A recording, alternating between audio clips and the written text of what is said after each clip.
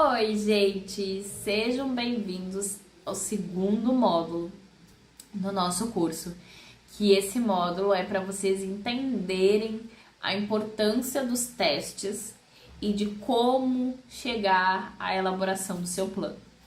Então, nesse módulo, vocês vão aprender muitas coisas para, no final, a gente trocar no assunto de plano de teste.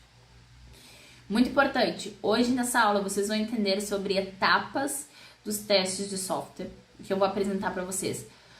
3 metodologias que são as mais utilizadas, né? Uma não é muito conhecida, mas é essencial e é a que eu utilizo em qualquer empresa, em qualquer time que eu entre.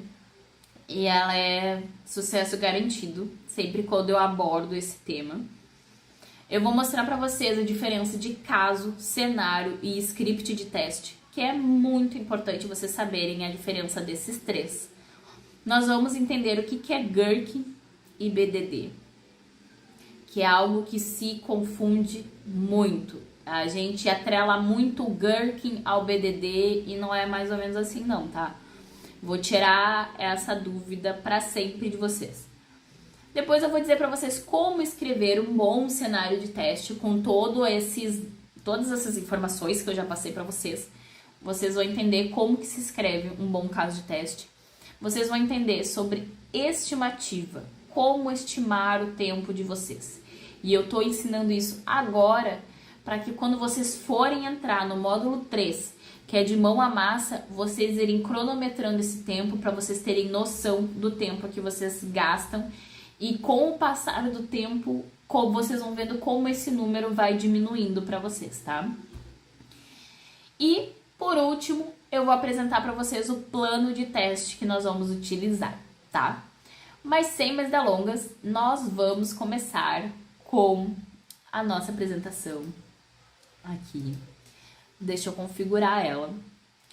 Vocês devem estar vendo aí na tela. É uma apresentação que eu gosto muito de levar sempre quando me chamam para palestrar. E se vocês assistiram a primeira live de comemoração do meu aniversário em março, vocês viram que foi tema dessa live, porque é um tema muito importante de sempre ser discutido. Sempre tem que voltar nesse ponto para todo mundo ser nivelado para começar a rampar em teste de software, tá? Então, são 2 metodologias e um antipadrão que eu vou trazer para vocês, né? Para aumentar a qualidade do seu software. Deixa eu... Aqui... Foi. O que são essas 2 metodologias que eu vou trazer para vocês? A primeira delas é a pirâmide de teste. Que, para quem não conhece, a pirâmide de teste foi uma das primeiras metodologias de teste criadas, onde ela mostra, através de cada camada dessa pirâmide, o custo e o tempo gasto para se desenvolver cada tipo de teste, em cada etapa do desenvolvimento de teste de software. O quadrante de teste ágil já não é tão conhecido, tá? Ele é algo bem novo, mas é uma evolução da pirâmide de teste. E para quem está iniciando a jornada, está migrando de carreira, e para quem está aprofundando seus conhecimentos, essa metodologia ela é incrível, porque ela te guia nos seus estudos. Ela te guia o passo a passo para você evoluir na sua jornada de teste, e eu vou provar isso para vocês hoje. Vamos começar pela pirâmide de teste, tá? Para quem está chegando agora, para quem está iniciando, para quem está migrando, é muito importante ter esses conceitos bem sólidos na cabeça de vocês, tá? Para quem já está há algum tempo, talvez soe meio repetitivo, mas por favor não pule essa aula, porque a gente sempre tem algo novo para entender e para compreender, tá? A nossa pirâmide de teste ela é baseada em 3 divisões, onde nós temos a nossa base, que é composta de testes de unidade, né? Testes unitários. Depois nós temos a segunda base, que são testes de serviço, onde nós englobamos testes de integrações e testes de componente. Para lá em cima, no topo, na nossa terceira divisão, a gente está falando de testes de UI, Testes de UI nada mais é do que o teste de interface, o teste de front-end, o teste das telas bonitinhas. Mas, Pri, tem umas outras subdivisões ali dentro do segundo e do terceiro. Sim, o normal da pirâmide é que ela seja dividida em 3, tá? Como dito ali, unidade, serviço e interface. Porém, dentro dos testes de serviço estão englobados testes de integração, que esses testes de integração vocês vão entender um pouquinho mais para frente, nos próximos módulos que vão vir, vão ser lançados até o final do ano, que é um pouquinho mais avançado do que essa base que eu vou dar para vocês, mas de forma resumida, vocês têm um sistema de cadastro. Eu adoro dar esse exemplo, tá? Nós temos um sistema de cadastro, onde nós botamos o nosso nome, nosso endereço, nosso telefone, isso tudo a gente vai botando na tela, né? Mas por baixo, a gente tá na tela, né? Digitando aqui e tudo mais. Só que por baixo dessa tela, nós temos uma API funcionando, tá? Essa API nada mais é do que um programinha. Eu vou explicar bem simples, porque mais lá pra frente eu vou aprofundar esse conhecimento de vocês, tá? Nós temos a API, que é um servicinho, é como se fosse uma engrenagem, onde ele pega todas essas informações que você está digitando, salva nessa engrenagenzinha, e essa engrenagem, ela manda para os outros lugares que precisam desses dados. Por exemplo, quando você loga na aplicação, você vai precisar ir acessar o seu perfil, você quer que seus dados estejam ali no perfil. Então, essa engrenagemzinha vai trabalhar esses dados e vai mandar para a tela de perfil. E ela também vai trabalhar e pode apresentar os seus dados lá na tela de checkout quando você comprar alguma coisa. Aparecer o seu nome, endereço de entrega, perguntando se o endereço de entrega é o mesmo de cobrança.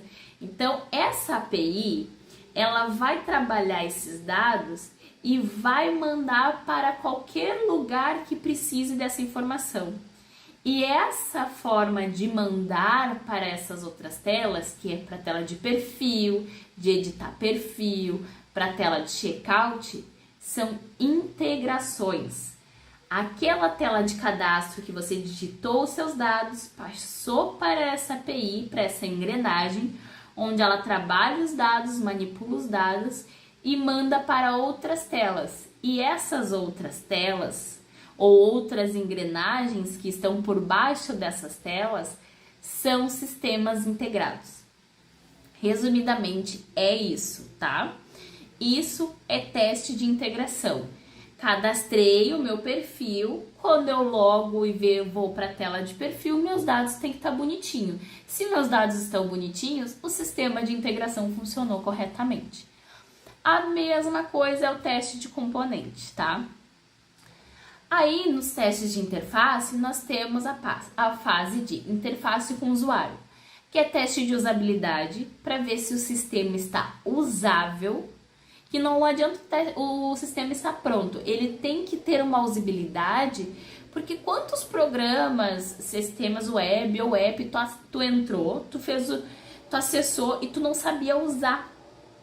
Isso é teste de usabilidade, a pessoa saber usar de forma como se fosse tranquilo para ela, sem muitas informações, sem ter que ter tutoriais exaustivos para a pessoa saber mexer na aplicação.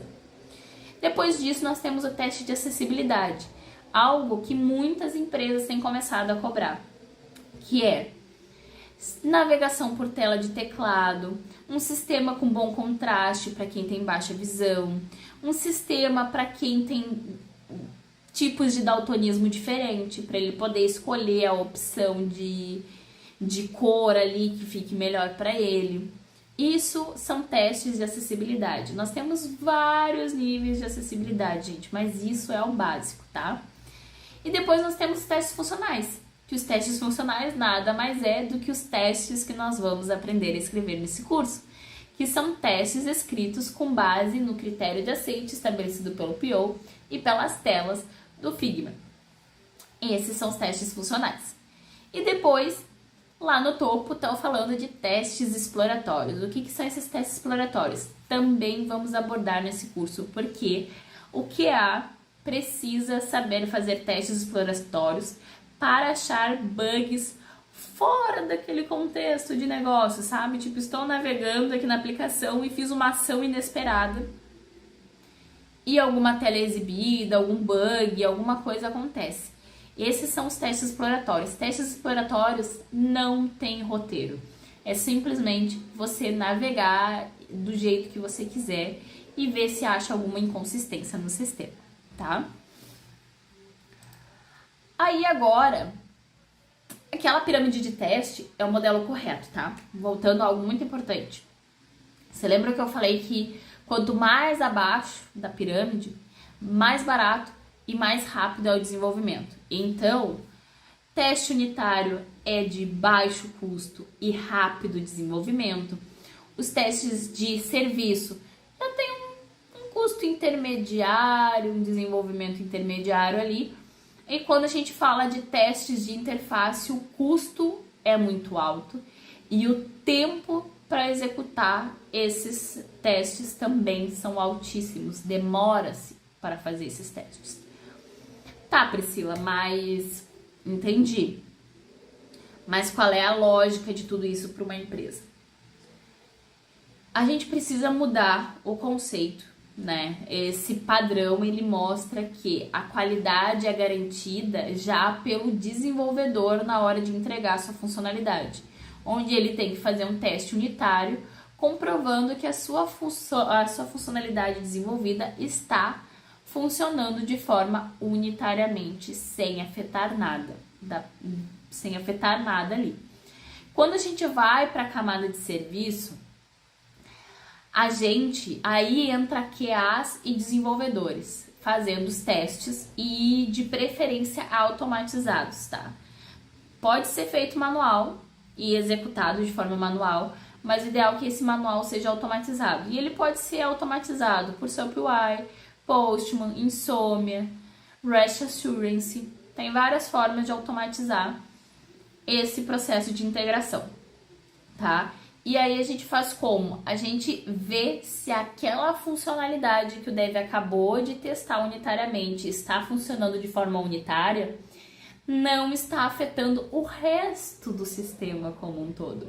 Porque a função dele pode estar funcionando, mas o método que ele implementou ali pode ter impactado em algum fluxo do resto do desenvolvimento. E aí pode se quebrar uma outra função, uma funcionalidade, uma tela. Então, por isso, que é muito importante, e eu sempre aconselho, foquem os esforços de vocês em testes unitários e testes de serviço, porque aí a chance de dar errado um teste de interface é erros cosméticos. Erros cosméticos são o quê? Um layout, uma cor, um desalinhamento, sabe? São coisas muito rápidas de serem resolvidas. Ao contrário de que se você não tiver, nem que seja um teste manual desses testes de serviço, a complicação é muito maior na interface.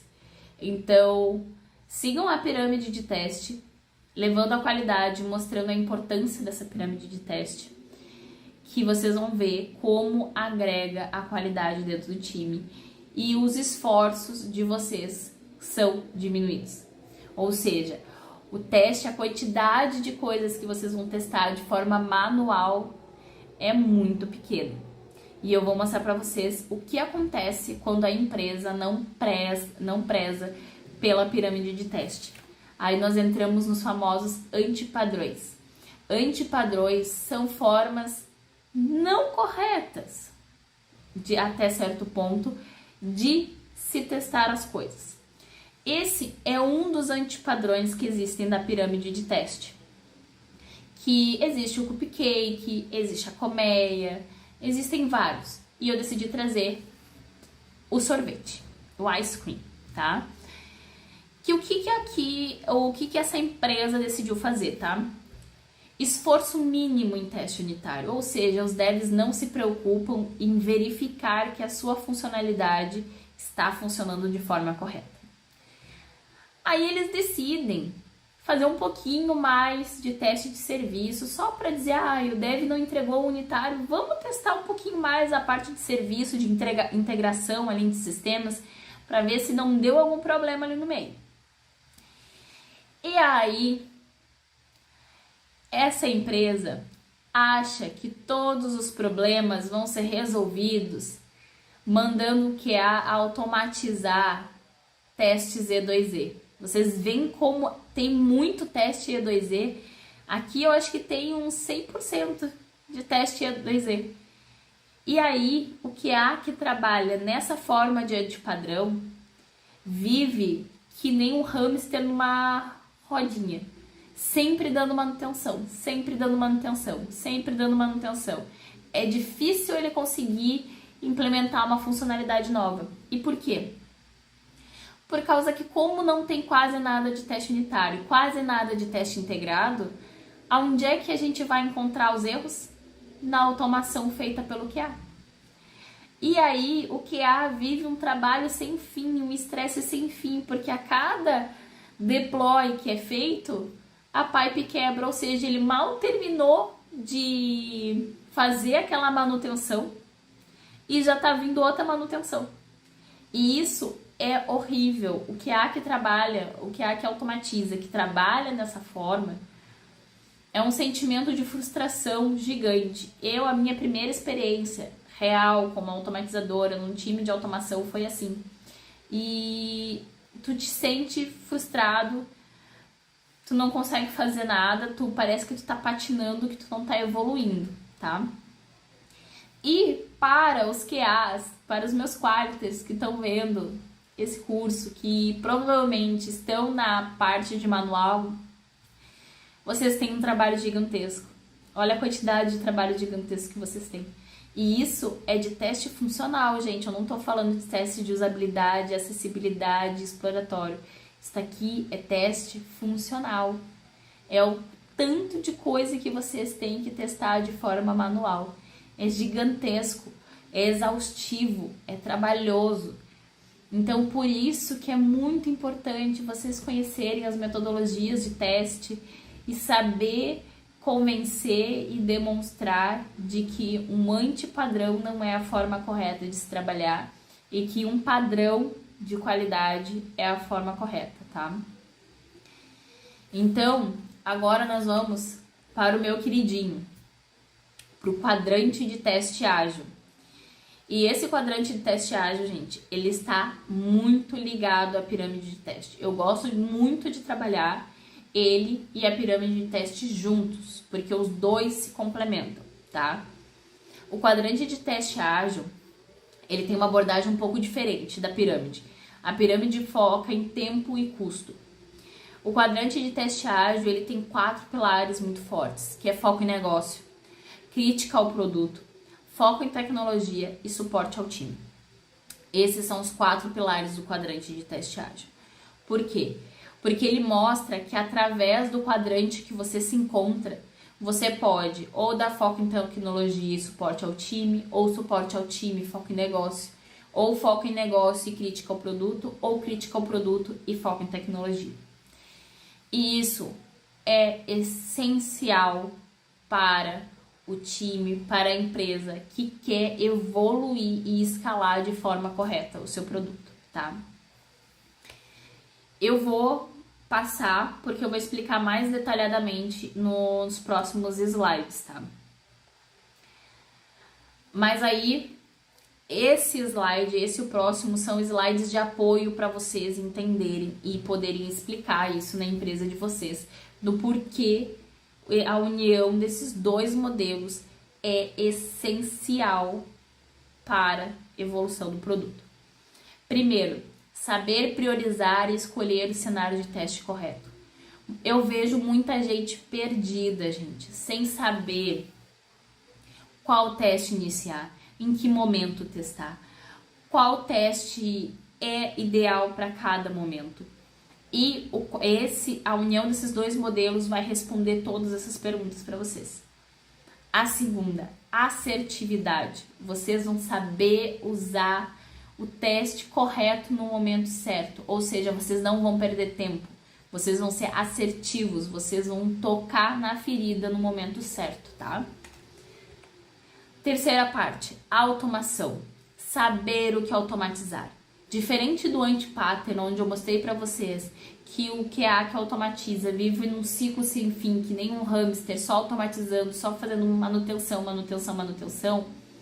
Com a união desses dois modelos, vocês vão saber o que automatizar, quando automatizar e saber explicar por que aquilo que você está automatizando é o certo e não o outro que foi pedido, tá?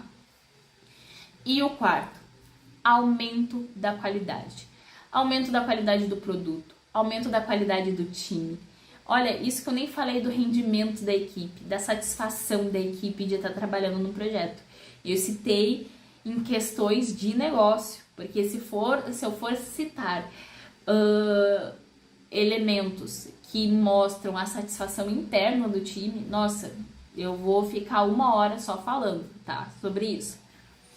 Mas vamos aos detalhes, tá? Vamos começar pela base da pirâmide. Nós temos testes de unidade. Como falado, o dev vai lá e desenvolve e garante que a funcionalidade que ele fez está funcionando como previsto. Para isso, nós temos o nosso quadrante 1, do nosso quadrante de teste ágil, onde esse quadrante de teste 1, ele é de forma automatizada, engloba testes unitários, testes de componente, e ele tem foco em tecnologia e suporte ao time. Por que foco em tecnologia e suporte ao time? Foco em tecnologia porque ele é feito de forma automatizada, utilizando tecnologias. E aí, depende da linguagem que está sendo desenvolvido. Java, JavaScript, .NET, C Sharp, infinitas, tá? E suporte ao time por quê? Porque você garante ao time que aquela funcionalidade que você fez está funcionando, tá? Isso é responsabilidade do dev, gente.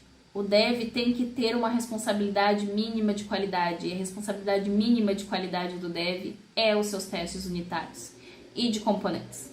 Porém, nada impede que o QA que se sinta confortável de fazer essa ação faça, tá? Na parte 2 dessa fase 1, que eu determino como fase 1, eu gosto também de colocar no quadrante 1, ele não se encontra no quadrante 1, mas eu vejo ele no quadrante 1, tá, gente? É os testes de integração, porque ele é com foco em tecnologia e ele presta suporte ao time. Ele presta suporte ao time ao mostrar que a função desenvolvida unitariamente não está afetando as integrações. Então, se você procurar essa informação na literatura, você não vai encontrar, só vai encontrar no artigo que eu escrevi, porque isso foi uma interpretação que, ao analisar essas duas metodologias, eu enxergo sim os testes de serviço no quadrante 1, tá? E aqui ele pode ser feito tanto por QAs quanto por devs, tá? E ele também é feito de forma automatizada, mas nada impede de fazer manualmente, tá, gente? Só que manual, às vezes, dá um pouquinho mais de trabalho, demora um pouquinho mais de tempo. Então, e as automatizações aqui são bem simples e tem ferramentas que te ajudam a fazer quase tudo. Então, mas vai ser mais pra frente, nos módulos mais pra frente, vocês vão aprender isso aqui, tá? Que vai ser nos módulos de evolução, tá? Pra evoluir os seus testes. Na fase 2, a gente começa a entrar, a gente continua com o suporte ao time, mas a gente começa a focar em negócio. A gente deixa um pouquinho de lado o foco em tecnologia, a gente começa a focar em negócio. Por quê? Porque aqui a gente entra nos testes funcionais, que é aqueles testes lá da ponta da pirâmide, sabe? Então, aqueles testes da ponta da pirâmide, de protótipos, que é o que vocês fazem na hora de criar os critérios de aceite. Vocês analisam, vocês fazem o teste dos protótipos para ver se aquele protótipo está correto, né? Levantar uns questionamentos, fazer simulações, também é importante. E fazer a documentação aqui, não enumerei, mas a documentação também é bem importante aqui, tá? E a documentação de QA é o seu caso, o seu cenário ou o seu script de teste. Ele está nesse quadrante 2. Não é à toa que ele está ali com a categoria de automatizado e manual. O automatizado aqui é o teste E2E, tá, gente? É o teste de automatização do front. Quando nós vamos para nossa fase 3, né, que é quando a gente terminou de fazer os testes funcionais. Muitas empresas, quando termina a fase do Q2, já faz o deploy para o cliente. E aí já está o primeiro erro. Não terminou os testes ainda. A gente tem muito a testar. Só que a maioria das empresas param no Q2, que é teste funcional. O teste funcional que aprovou, a homologação aprovou, então tá pronto para ir para a rua. Só que não é assim. A gente tem que começar a continuar com foco em negócio, mas nós temos que fazer a crítica ao produto. Nós temos que iniciar a criticar o nosso produto e ver se ele realmente está pronto para ir para a rua. E como que a gente vê isso da forma mais básica? Você lembra do teste de usabilidade, de aceitação? Exatamente. Essa é a fase de fazer esses testes. Nós vamos começar a criticar o nosso produto. Tudo bem se ele passou no teste unitário, no teste de integração, no teste funcional, mas será que ele está usável? Será que a usabilidade dele está boa para os nossos clientes? Será que alguma pessoa com alguma deficiência vai conseguir utilizar o nosso sistema? Então, todas essas críticas são feitas nesse momento. Inclusive, o teste alfa e o teste beta é exatamente isso. É pegar uma pequena parte do nosso público, trazer para dentro de casa e fazer ele usar o sistema. E a gente só ficar observando para compreender se aquele grupo de usuários, e esse é um grupo de usuários bem misto, para a gente realmente pegar problemas, ver se eles estão sabendo usar. E aí a gente pode englobar tudo, pessoas com baixa visão, pessoas deficientes, cegas mesmo, deficientes visuais, com astigmatismo não, com que não enxerga, daltonismo. A gente pode pegar pessoas com alguma deficiência cognitiva. Nós pegamos usuários normais, pessoas com não deficiência, né? E a gente consegue pegar um apanhado de informações e aí a gente traz todas essas críticas do produto para dentro de casa, faz a prioridade de novo e vê o que é prioritário a gente desenvolver antes de lançar o produto, certo? E aí, por último, temos uma fase que não está na pirâmide de teste. E por isso que eu digo que o quadrante de teste ágil ele é uma evolução da pirâmide de teste. Que é, aqui tá até errado, tá, gente? Mas o correto desse Q4, eu não corrigi. Mas o correto desse Q4 é continuar criticando o produto, mas com foco em tecnologia. É aí que as ferramentas entram. Ferramentas de performance, ferramentas de carga, ferramentas de segurança. Ou seja, nós vamos mostrar que o nosso sistema, o nosso app é seguro, o mais seguro possível contra ataques, contra, por exemplo, eu vou fazer uma Black Friday, vou lançar esse meu produto numa Black Friday. Quantos clientes eu estou esperando? Eu estou esperando 20 mil clientes, um pico de 20 mil clientes. E aí loga 10 e caiu a aplicação. Ou seja, a tua Black Friday foi um desastre. Ou o erro que já aconteceu comigo. De eu comprar uma cadeira gamer no início da pandemia para mim, numa promoção de uma loja muito famosa, né, de periféricos de computador e de gamers indicarem essa loja. Eu me senti segura por causa que, nossa, gamers famosos estão indicando essa loja. Vou comprar lá. Dei um baita desconto para comprar minha cadeira gamer, só que finalizei o pedido tranquilo, normal, só que a minha cadeira não chegou dentro do prazo. Liguei para a transportadora, por causa que no site dizia que já estava na transportadora, liguei para a transportadora e não tinha nada com o meu nome lá na transportadora. Aí eu liguei de novo para a transportadora, falei com o outro atendente, não tem nada com o seu CPF aqui. Liguei para a loja, não conseguia contato, o telefone só chamava. Falava por e-mail, ninguém me respondia. Entrei no Facebook, cheio de reclamações de cadeira gamer, de periféricos de computador, tudo. Um monte de gente reclamando. Instagram não respondiam. Ou seja, eu fui receber a minha cadeira 3 meses depois da compra. e só porque eu acionei o Procon. Ou seja, isso poderia ter sido resolvido com um teste de performance, um teste de carga, para ver o estoque, não só o acesso, mas ver se o estoque está funcionando de forma assíncrona com os pedidos. O que é assíncrono? Fiz a requisição, voltou o dado rapidamente, sabe? Quando não é assíncrono, é uma ação que é feita e não precisa de uma resposta imediata. Tem outros processos que vão ser executados e aqui continua passando. Só que quando a gente mexe com estoque, precisa ser assíncrono. Comprei, bateu no estoque, diminuiu no estoque e voltou rapidamente, sabe? Porque a outra pessoa que comprar ao mesmo tempo já bateu no estoque. E aí, se não tem mais, vai voltar para ela que não existe mais produto. Então, isso são testes que precisam ser feitos, são essenciais. Só que, novamente, a maioria das empresas param no Q2. E aí entra nós, como qualidade, por isso que eu chamo vocês de qualiters, entra aí nós, como qualidade, tendo que estudar, aperfeiçoar, entender e compreender essas técnicas e mostrar através de uma apresentação bem simples, como essa que eu estou fazendo para vocês, mostrando os benefícios e vocês tentando convencer a empresa de rodar um piloto, né, dessa forma, rodar um piloto de 2-3 meses para mostrar o valor agregado que vai ter na qualidade do produto de vocês. Então, eu espero que vocês tenham gostado, tenham entendido um pouco mais sobre testes, sobre o momento de testar, sobre os testes que existem. Essa apresentação vai estar nos materiais, tá? E eu vou deixar outros materiais complementares também para vocês lerem. E eu espero que vocês tenham gostado. E nos vemos na próxima aula.